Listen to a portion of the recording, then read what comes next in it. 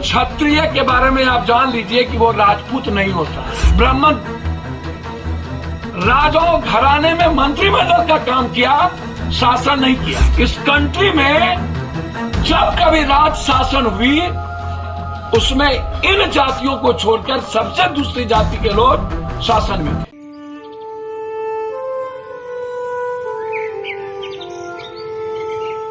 उदय नारायण चौधरी और आलोक मेहता जी को आज कुछ आग्रह करना चाहूंगा कि अक्षरकटवा ज्ञान से कुछ नहीं होता।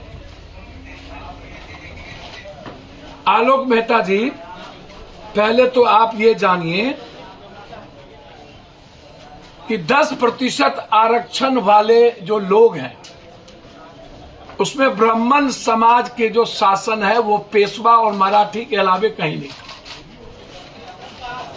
दूसरी चीज आप ये जानिए कि भारत हमेशा समझौतावादी राजनीति किया है, इसीलिए 700 साल मुगल और 200 से 300 साल लगभग अंग्रेज हमारे यहां रह के गए।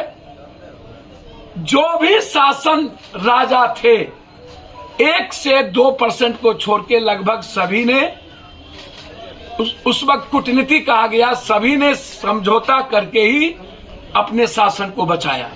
उसमें कोई ऊंची जात, क्षत्रिय के बारे में आप जान लीजिए कि वो राजपूत नहीं होता।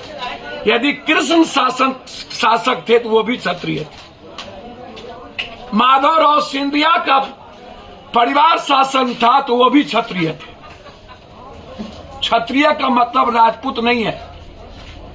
इस देश में लगभग जितने राजा बने, यदि आप ऊंची जात की बात करेंगे, राजपूत भूमिहार के राजा तो कभी बने नहीं, थे नहीं।